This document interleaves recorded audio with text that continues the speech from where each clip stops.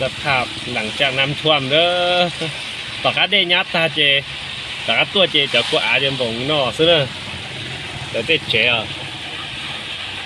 เนี่ย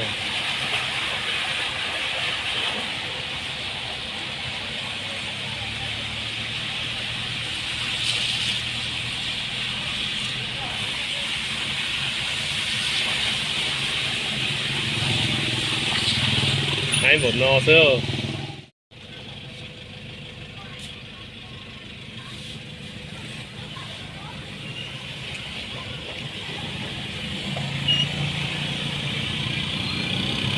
นันริว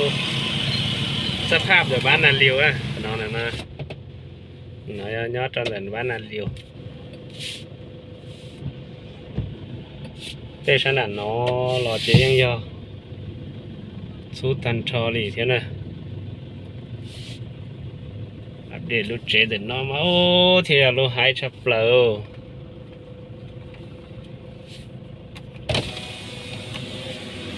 ตัดหน้าลูก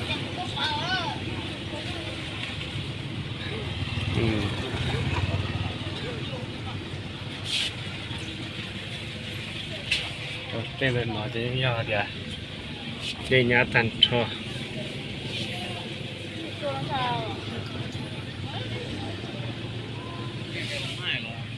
ได้จังล้อมบนน้อเท่า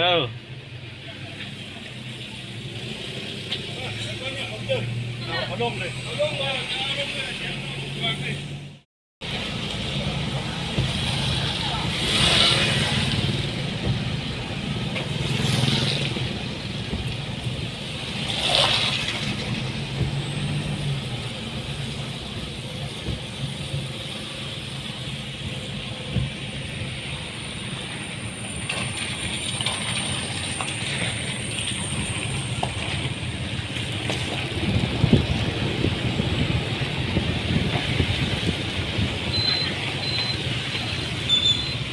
ขอวัฒนธรรม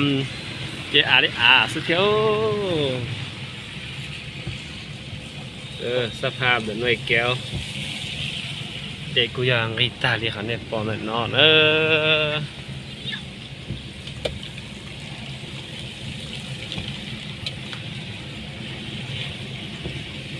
ดินทางมาเจกุยากุยาตาลีนอเที่ยเรื่องที่รู้ใช้ละตัวจะหอบเปล่าหนอนะไม่รู้ใช้ละตัวตั้งแต่นอเท่แต่จิตเตาเลยเท่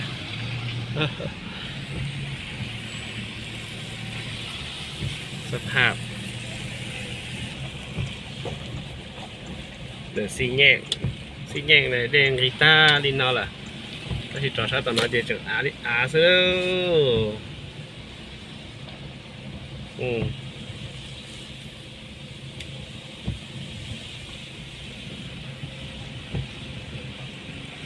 อาเนาะซื้อเลย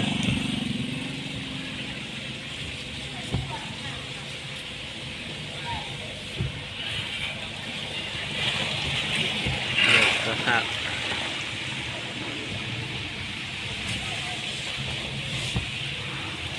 อาเนาะซื้อ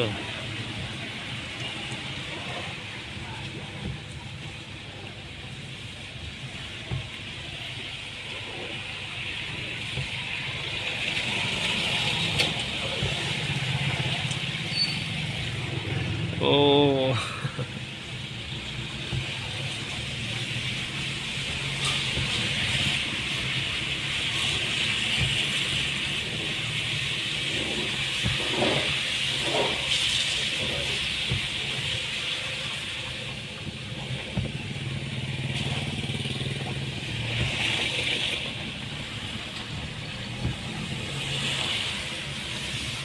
โลโอ้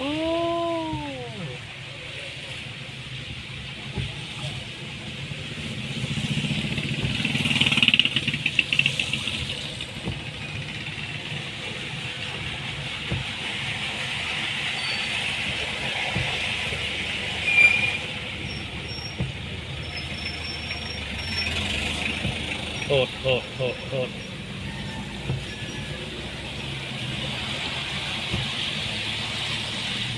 เลยส สุดๆเลยเด้อตอนนี้สี่แยกหัวหมอ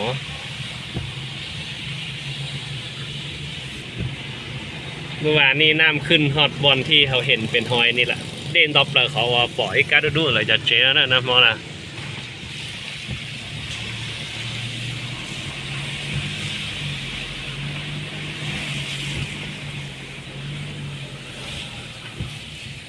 สภาพเดถ้าเดกูจะชวนซีนอละ